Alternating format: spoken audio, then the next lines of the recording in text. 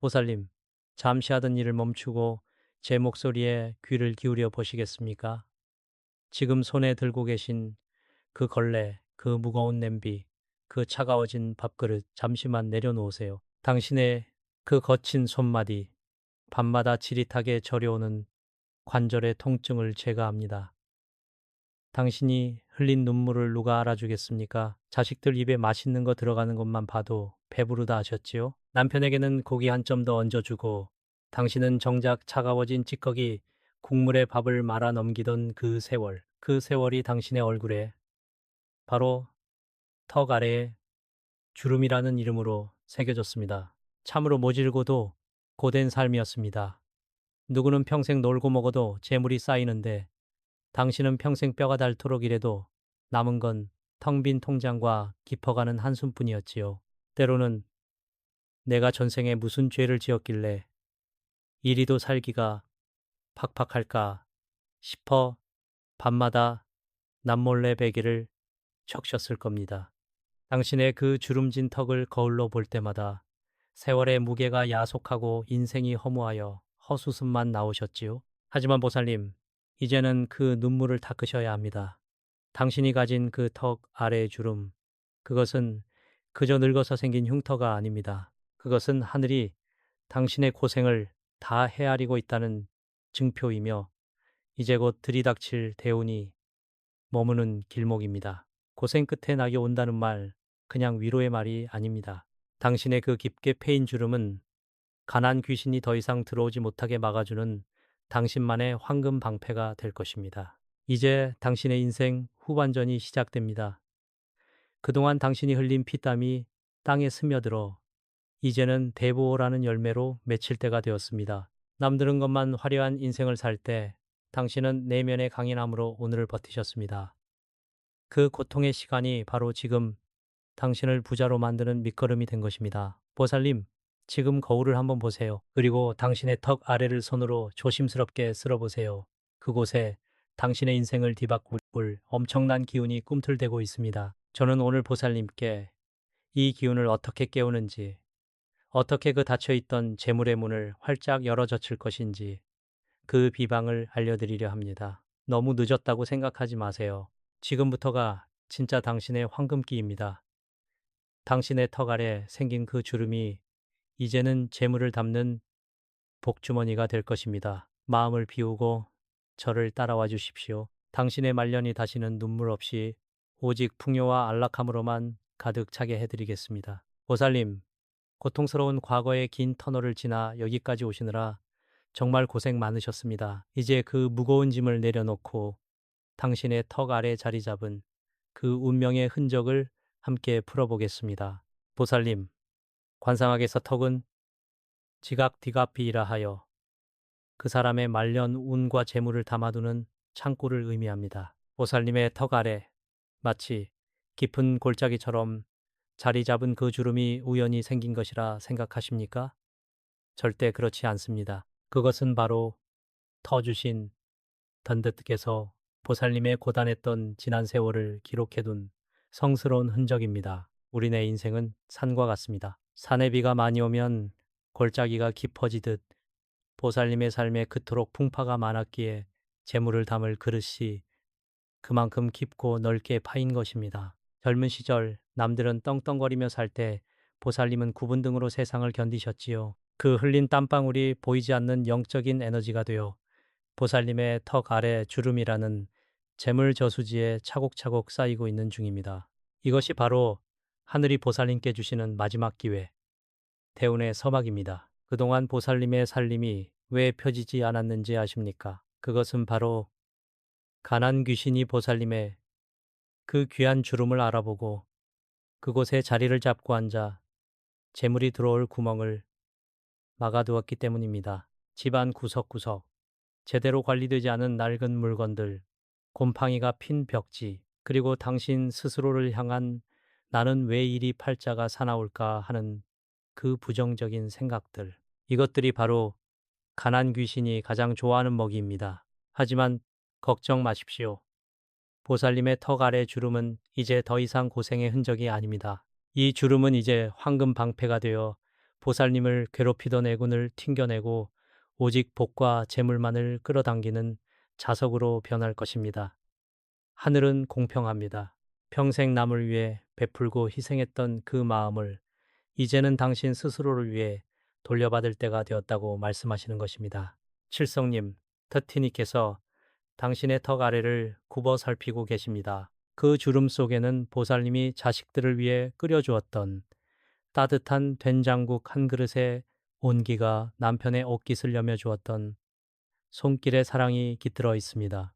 그 사랑의 힘이 응축되어 이제는 보살님께 큰 재물이 되어 돌아오려 합니다.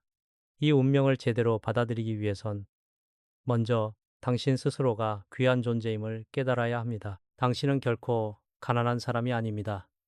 곧 다가올 대부호의 길을 걷기 위한 준비된 귀인일 뿐입니다. 보살님, 이제는 마음을 편히 먹으십시오. 당신의 그 주름은 당신을 배신하지 않을 것입니다. 이제 곧 제가 알려드릴 비방을 통해 그 주름 속에 깃든 복의 씨앗을 틔워낼 것입니다. 가난 귀신은 도망가고 재물운이 물밀듯 들어올 그날이 머지않았습니다. 보살님, 이제는 제가 한 여인의 이야기를 들려드리고자 합니다. 이 이야기는 부산의 어느 낡은 바닷가 마을, 비바람이 불 때마다 지붕이 덜컹거리고 밤마다 파도 소리와 함께 눈물을 삼켜야 했던 한 분의 실화입니다. 이름은 정순보살님이라고 해두지요. 인생 역전의 실화. 정순보살님은 평생을 시장 바닥에서 좌판을 깔고 생선을 팔았습니다.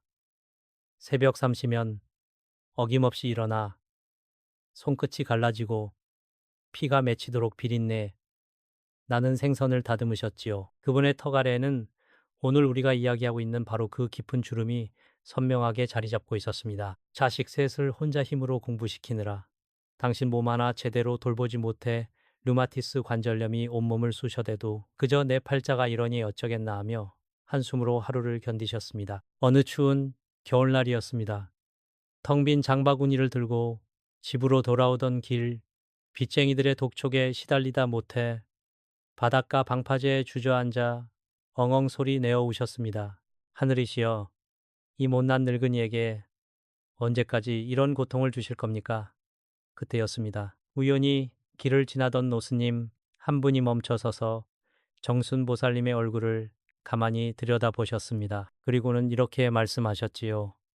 보살님, 턱 아래 그 주름이 참으로 깊고도 귀하구려. 그것은 고생의 흔적이 아니라 곧 터질 대운의 저수지인데 왜 그 귀한 곳에 가난 귀신을 들여놓고 계십니까? 그날 이후 정순보살님은 스님이 일러주신 대로 집안의 기운을 바꾸는 비방을 시작하셨습니다. 처음에는 반신반의하셨지요.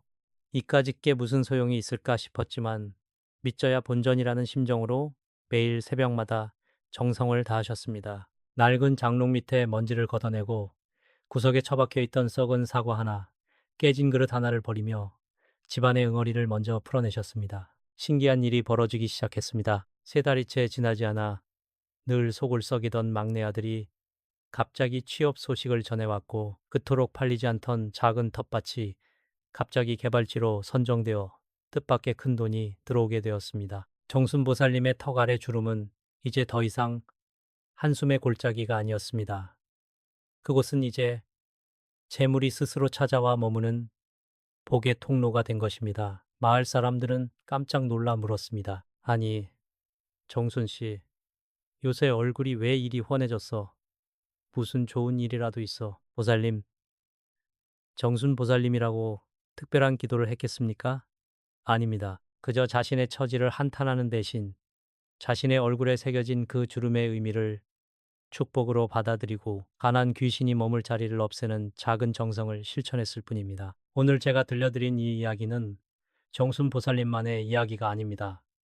바로 이 영상을 보고 계신 보살님, 당신의 이야기가 될 것입니다. 그때의 그 절박함, 그 눈물이 지금 당신의 턱 아래에 고여 있습니다. 이제 그 눈물을 환희의 눈물로 바꾸어 드릴 시간입니다. 제가 정순 보살님께 전해드렸던 그 비방, 그 비법을 이제 당신에게 온전히 넘겨드리려 합니다. 마음의 준비가 되셨습니까? 보살님, 이제 그 기나긴 고생의 마침표를 찍을 시간입니다. 당신의 턱 아래 자리 잡은 그 복의 주머니, 그 운명의 통로를 활짝 열어젖힐 비방을 알려드릴 테니 두 귀를 열고 마음의 문을 열어 잘 들어주시길 바랍니다. 이 비방은 아주 사소해 보이지만 천지의 기운을 움직이는 강력한 열쇠입니다. 첫째, 소금과 파티 정화입니다. 보살님, 매일 아침 해가 뜨기 전 굵은 천일염 한 줌과 붉은 팥 14알을 준비하십시오. 굵은 소금은 집안의 흉한 기운을 흡수하고 팥은 가난 귀신이 가장 두려워하는 양기를 뿜어냅니다. 이 두 가지를 작은 무명천 주머니에 담아 보살님이 잠드시는 베개 머리맡이나 턱 아래 주름의 기운이 잘 닿는 안방 구석에 두십시오. 매주 보름달이 뜨는 날 밤 이 주머니를 새 것으로 교체하며 헌소금은 대문 밖으로 멀리 던져버리십시오. 이것만으로도 당신을 괴롭히던 애군의 칠알은 사라질 것입니다. 둘째, 거울 정화법입니다. 거울은 당신의 얼굴을 비추는 도구이자 복이 들어오고 나가는 통로입니다. 매일 아침 세안을 마치고 당신의 턱 아래 그 소중한 주름을 부드러운 수건으로 닦아내며 거울 속의 자신을 똑바로 쳐다보십시오. 그리고 마음속으로 3번 외치십시오. 나는 가난한 사람이 아니다. 나는 곧 다가올 대보호의 길을 걷고 있는 귀인이다. 이때 턱 아래 주름을 검지와 엄지로 가볍게 쓸어내리며 마치 복주머니를 채우듯 쓸어 올리는 동작을 9번 반복하십시오. 부는 양기가 가득한 숫자로 당신의 운을 극대화할 것입니다. 셋째, 황금의 기운을 끌어당기는 10원 동전입니다. 사용하지 않는 깨끗한 10원짜리 동전 5개를 준비하여 당신이 가장 자주 앉아 지내는 곳에 방석 및 내 귀퉁이와 중앙에 두십시오. 동전은 금속의 기운으로 턱 아래 주름에 모인 재물운이 흩어지지 않게 꽉 잡아주는 닷 역할을 합니다. 특히 매달 초하루 날 아침 정화수를 한 그릇 떠놓고 동전 위에 손을 얹은 채 칠성님께 오늘 하루도 무탈하고 재물이 깃들기를 축원하십시오. 마지막으로 보살님, 비방보다 더 중요한 것이 있습니다. 바로 당신의 호흡입니다. 아침에 일어나 창문을 열고 심호흡을 하십시오. 폐부 깊숙이 들어오는 그 신선한 공기를 턱 아래 주름까지 전달한다고 생각하며 숨을 들이마시고 내뱉을 때는 가난아 물러가라, 부귀야 들어오너라 하고 읊조리십시오. 이 호흡이 멈추지 않는 한 당신의 몸은 재물을 부르는 거대한 자석이 될 것입니다. 보살님, 주의하십시오. 이 비방을 행하는 동안에는 누구에게도 이 사실을 발설해서는 안 됩니다. 비밀이 지켜질 때 기운은 더욱 응축되기 때문입니다. 오직 당신과 하늘만이 아는 약속이 되어야 합니다. 매일매일 작은 것 하나에도 정성을 다하십시오. 그 정성이 모여 당신의 말년을 황금빛으로 물들일 것입니다. 이제 마지막으로 당신의 그 깊은 고생을 위로하고 복을 청하는 간절한 기도를 올리려 합니다. 마음을 가다듬고 저를 따라오십시오. 나무 아미타불 관세음보살, 나무 아미타불 관세음보살, 나무 아미타불 관세음보살. 보살님, 이제 모든 준비는 끝났습니다. 당신의 턱 아래 자리 잡은 그 복의 통로가 이제 막 뜨거운 햇살을 머금은 황금빛밭처럼 열리기 시작했습니다. 지금부터는 당신을 평생 괴롭히던 가난 귀신을 완전히 소멸시키고 당신의 말년을 대보의 반열에 올려놓을 황금방패를 세우는 마지막 의식을 진행하겠습니다. 보살님, 눈을 감고 두 손을 가슴 앞에 합장하십시오. 당신의 거친 손마디가 이제는 더 이상 고생의 흔적이 아닌 복을 빚는 황금의 손이 되었습니다. 저를 따라 마음속으로 깊이 새기십시오. 칠성님이시여, 이제 제가 저의 운명을 스스로 개척하려 합니다. 평생을 눈물로 젖었던 이 턱 아래 주름 속에 이제는 세상의 모든 재물과 평안이 깃들게 하옵소서. 가난 귀신은 물러가고 복된 기운만이 내 곁에 머물게 하소서. 이제 당신의 몸 주변으로 보이지 않는 황금 방패가 쳐졌습니다. 이 방패는 당신이 그동안 흘린 피땀으로 세워진 것이기에 그 어떤 애군도 그 어떤 가난도 감히 범접하지 못합니다. 오늘부터 당신이 걷는 길은 가시밭길이 아니라 꽃길이 될 것이며 당신이 쥐는 것은 무엇이든 황금의 열매가 될 것입니다. 보살님, 기억하십시오. 재물은 마음이 가난한 자에게는 오지 않으나 스스로를 귀하게 여기는 자에게는 물밀듯 찾아오는 법입니다. 이제 당신은 가난한 늙은이가 아니라 곧 다가올 거대한 재물을 관리할 안주인입니다. 앞으로 힘든 일이 생기거든 거울 앞에 서서 턱 아래 주름을 부드럽게 쓸어내리며 제가 오늘 알려드린 기도를 반복하십시오. 그리고 집안을 항상 청결히 하고 소금과 팥을 가까이 두어 당신의 황금 방패가 빛을 잃지 않게 관리하십시오. 이제 당신의 말년은 오직 풍요로움과 안락함만이 가득할 것입니다. 이 기운을 온전히 당신의 것으로 만들기 위해 마지막으로 간절한 마음을 담아 댓글에 남겨주십시오. 당신의 입으로 직접 내뱉는 그 한마디가 우주의 기운을 움직일 것입니다. 나무 아미타불 관세음보살, 이제 내 인생에 부귀영화가 가득하리라. 보살님, 이제 당신의 황금기가 시작되었습니다. 저는 언제나 이곳에서 당신의 복을 빌고 있겠습니다. 평안하십시오. 다시 뵙는 그날까지 늘 건강과 재물이 보살님 곁을 떠나지 않기를 기원합니다. 나무 아미타불 관세음 보살, 보살님, 거사님, 오늘 이 자리에 귀한 발걸음을 해주셨습니다. 지금 설거지를 하고 계셨습니까? 아니면 구분 등을 두드리며 잠시 쉬고 계셨습니까? 잠시 하던 일을 멈추시고 부디 제 목소리에만 귀를 기울여 주시길 바랍니다. 오늘 제가 드리는 말씀은 단순히 흘려듣는 풍문이 아니라 보살님의 등 뒤에 새겨진 그 운명의 점, 그 속에 감춰진 억겁의 비밀을 푸는 열쇠가 될 것입니다. 깊은 한숨을 내쉬며 마음을 어루만지듯 부드럽게, 보살님, 지난 세월 참으로 고단하셨지요. 자식들 입에 맛있는 거 먼저 넣어주느라 보살님 그릇에는 늘 굳은 밥만 담기지 않았습니까? 남편 뒷바라지에 굽어가는 허리 부여잡고 밤마다 내 인생은 왜 이리도 팍팍한가 하며 베개 씻을 눈물로 적셨던 그 밤들이 저는 다 보입니다. 등 뒤에 자리 잡은 그 점, 마치 하늘이 보살님의 고생을 기록해둔 낙인처럼 느껴져 남몰래 서러우셨던 적 많으셨을 겁니다. 목소리에 힘을 실어 단호하지만 따뜻하게, 하지만 보살님, 그 점은 저주가 아니라 표식입니다. 전생에 보살님께서는 남을 위해 덕을 쌓고 굶주린 이에게 밥 한 술을 나누어 주던 수행자의 길을 걸으셨던 분입니다. 너무나 많은 공덕을 쌓으셨기에 이번 생에는 그 업보를 정화하고 진정한 대운을 맞이할 숙명을 타고나신 것입니다. 그동안 겪으신 가난과 고통은 보살님의 영혼을 닦아내는 연단이었지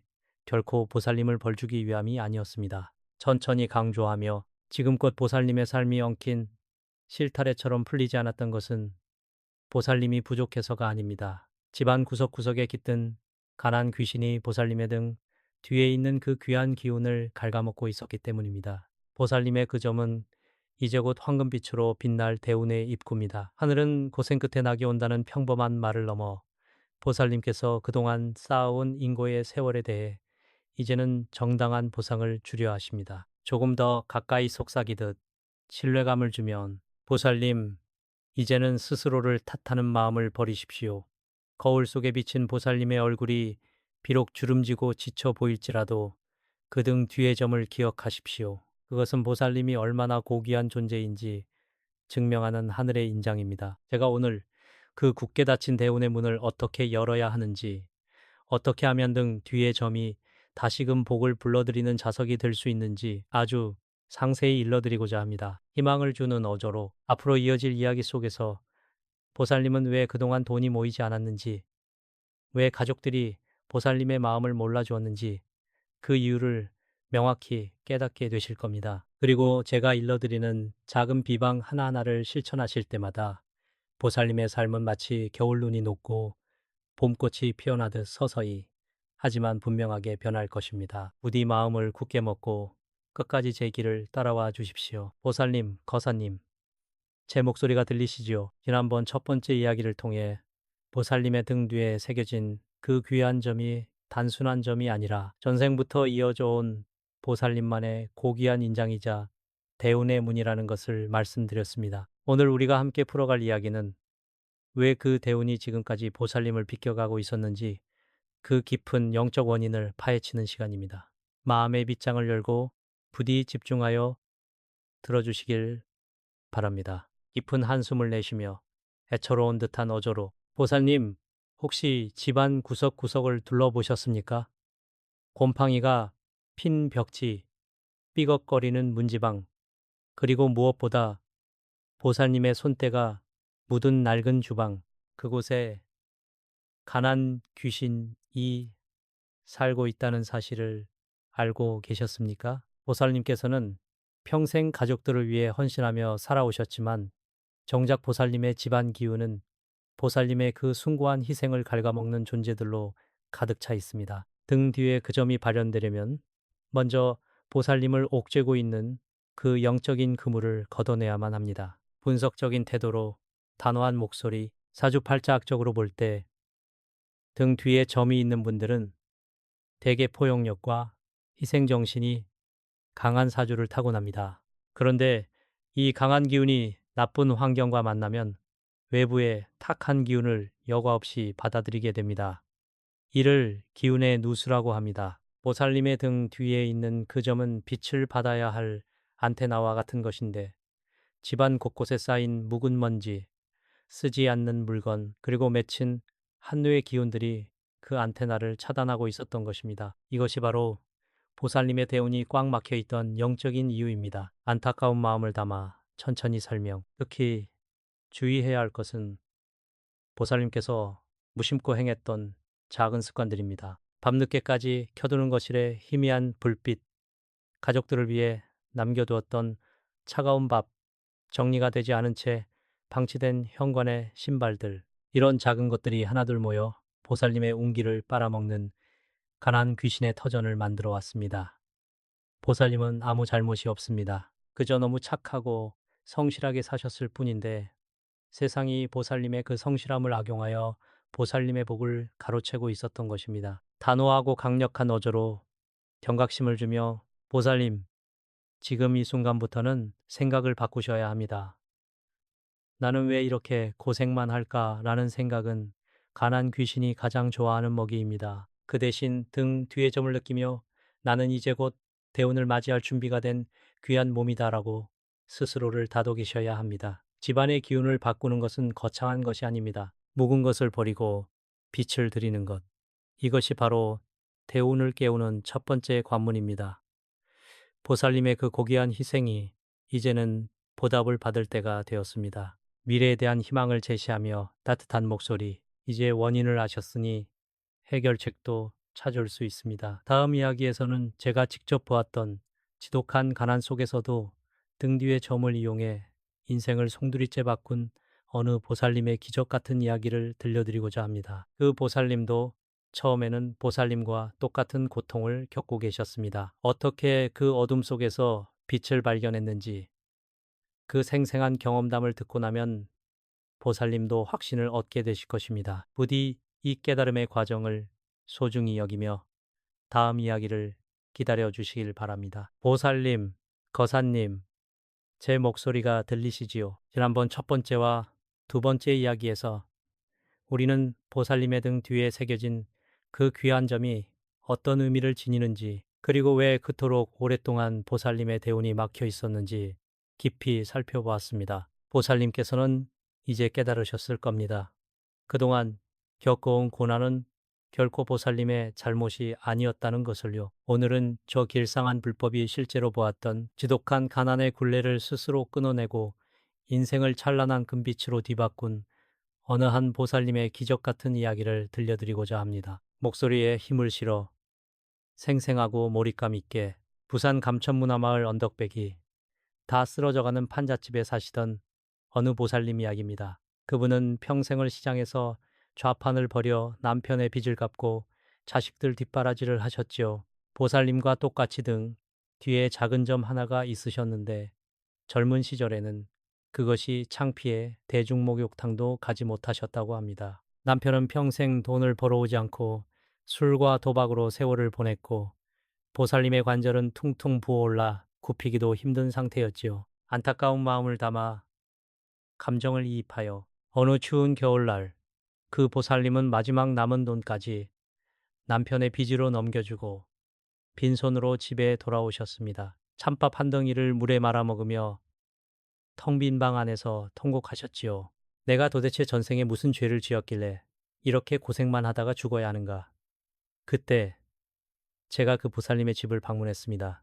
방 안에는 묵은 먼지와 곰팡이 냄새, 그리고 보살님의 한숨이 섞인 가난 귀신의 기운이 자욱했습니다. 이야기의 전환점, 희망적인 어조로 제가 그 보살님의 등 뒤를 보았습니다. 그곳에는 희미하지만 뚜렷하게 빛나는 점이 있었습니다. 저는 그 보살님께 말씀드렸습니다. 보살님, 그 등 뒤의 점은 보살님이 전생의 수행자로서 베풀었던 복덕이 이번 생에 응집되어 나타난 복의 씨앗입니다. 다만 지금 보살님의 집안에 깃든 가난 귀신이 그 씨앗의 싹을 틔우지 못하게 짓누르고 있을 뿐입니다. 그날부터 보살님은 제가 일러드린 아주 작은 비방들을 실천하기 시작하셨습니다. 상세하고 몰입감 있는 묘사. 처음에는 믿지 않으셨습니다. 고작 소금 좀 뿌리고 동전 몇 개 둔다고 인생이 바뀌겠느냐며 반신반의하셨지요. 하지만 보살님은 절박했습니다. 집안의 가구를 옮기고 묵은 짐들을 과감히 내다버리며 현관에 팥주머니를 놓았습니다. 매일 아침 등 뒤의 점을 향해 따뜻한 손을 얹고 스스로를 축원하셨지요. 그렇게 한 달, 두 달이 지나자 기적이 일어나기 시작했습니다. 몇 년째 팔리지 않던 작은 땅에 보상금이 들어오고 속을 썩이던 남편이 갑자기 일자리를 찾아 돌아온 것입니다. 단호한 확신과 함께 마무리를 향해 보살님도 할 수 있습니다. 그 보살님이 특별해서 기적이 일어난 것이 아닙니다. 단지 자신의 등 뒤에 있는 그 귀한 씨앗을 믿고 가난 귀신을 쫓아내려는 의지를 보였기 때문입니다. 그분은 지금 부산에서 아주 편안한 노후를 보내고 계십니다. 예전에 그 고통은 마치 꿈을 꾼 듯 사라졌지요. 보살님도 이제는 그 낡은 굴레를 벗어 던질 준비가 되셨습니까? 다음 이야기에서는 보살님의 집안 기운을 완전히 뒤바꿀 아주 구체적인 실전 비방을 알려드리겠습니다.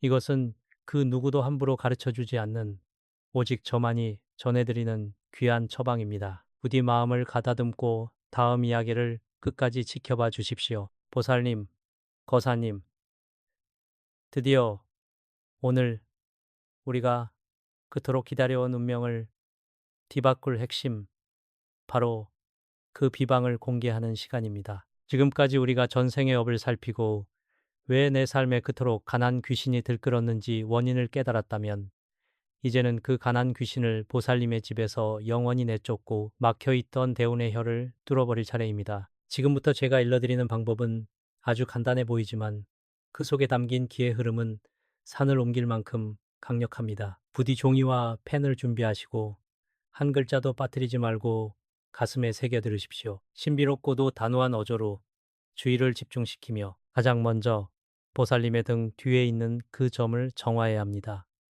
그 점은 보살님과 하늘을 잇는 통로입니다. 매일 아침 해가 뜨기 직전 보살님께서는 등 뒤에 그 점이 위치한 곳을 향해 따뜻한 물수건으로 3번 닦아내십시오.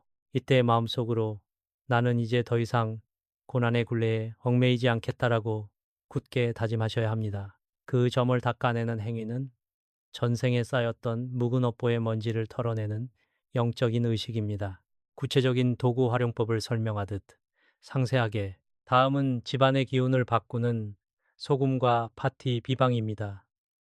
시장에 가서 아주 고운 천일염 한 봉지와 붉은 팥 한 줌을 사오십시오. 소금은 불순물을 빨아들이고 팥은 붉은 기운으로 잡기를 물리칩니다. 집안의 네 귀퉁이, 특히 현관 입구와 보살님이 주무시는 침대 머리맡 아래에 소금을 작은 종지에 담아 두십시오. 팥은 헝겊 주머니에 담아 보살님의 베개 속이나 장롱 깊숙한 곳에 넣어두시면 됩니다. 이것이 보살님을 지키는 황금방패의 기초가 됩니다. 목소리에 힘을 실어 10원짜리 동전의 비밀을 공개하듯, 그리고 10원짜리 동전, 이것이 바로 돈을 부르는 자석입니다.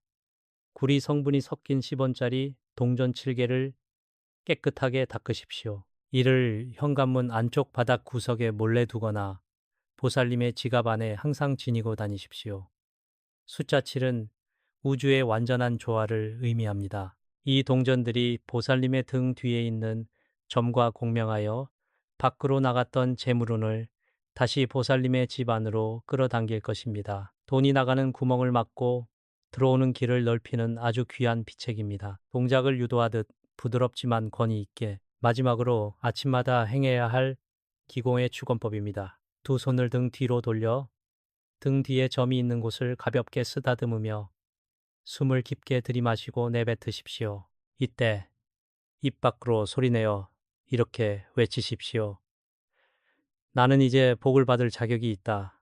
나는 이제 고생의 끝에 서 있다. 내 등 뒤에 점이 복의 씨앗이 되어 이제부터 나에게 억만금을 불러온다. 이 말을 매일 7번씩 간절한 마음으로 반복하십시오. 보살님의 진심 어린 울림이 하늘의 칠성님께 닿을 때 보살님의 등 뒤에서부터 따스한 금빛 기운이 온몸으로 퍼져나가는 것을 느끼게 되실 겁니다. 진지하고 엄숙하게 보살님, 이것은 단순히 미신이 아닙니다.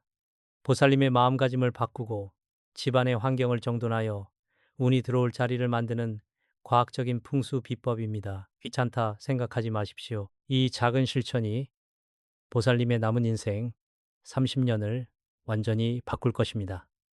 오늘 제가 알려드린 비방을 하나도 빠짐없이 실천하고 계십니까? 이제 모든 준비가 끝났습니다. 이제 마지막으로 이 모든 기운을 보살님의 것으로 확정짓는 황금방패 결계와 축원의 시간이 남았습니다. 다음은 보살님의 삶을 영원히 수호할 마지막 결계 기도입니다. 마음을 차분히 가라앉히고 부디 이 마지막 과정을 함께 해주시길 바랍니다. 보살님, 거사님, 이제 우리는 보살님의 삶을 감싸고 있던 어두운 그림자를 거두어내고 하늘의 복을 온전히 받아들일 황금 방패를 세우는 마지막 관문에 도달했습니다. 이 결계는 단순히 나쁜 기운을 막는 것을 넘어 보살님의 등 뒤에 있는 그 귀한 점이 발산하는 복의 기운이 외부로 새어나가지 않도록 굳건히 지켜주는 영적인 성벽이 될 것입니다. 부디 정성스러운 마음으로 제 뒤를 따라와 주십시오. 마음을 차분히 가라앉히는 어조로 기도의 시작을 알림. 눈을 감고 보살님의 등 뒤를 상상해 보십시오. 그곳에 작게 빛나고 있는 점이 이제는 보살님의 인생 전체를 환하게 비추는 등불이 되어 타오르고 있습니다. 양손을 가슴 앞에 모으고 저를 따라 간절한 마음으로 축원을 올리십시오. 천지신명이시여, 칠성님이시여, 오늘 이 시간 이후로 저를 옥죄던 가난의 굴레와 맺힌 한의 기운은 모두 소멸하였나이다. 이제부터 저희 집안에는 오직 재물과 건강, 자식의 복만이 차고 넘칠 것입니다. 목소리에 영적인 힘을 실어 결계의 주문을 읊듯 자, 이제 등 뒤에 점을 통해 들어온 황금빛 기운이 보살님의 머리부터 발끝까지 감싸는 것을 상상하십시오. 이 빛은 어떤 탁한 기운도 범접할 수 없는 강력한 황금 방패입니다. 이제 보살님께서는 더 이상 남을 위해 희생만 하는 존재가 아닙니다. 보살님은 복을 담는 그릇이며 그 복이 모여 주변 사람들에게까지 빛을 나누어 주는 존귀한 존재가 되셨습니다. 이 결계는 보살님이 정성으로 소금을 뿌리고 팥을 두고 동전을 챙겼던 그 정성만큼이나 단단해졌습니다. 단호하게 확신을 주며 보살님, 이제 고생은 끝났습니다.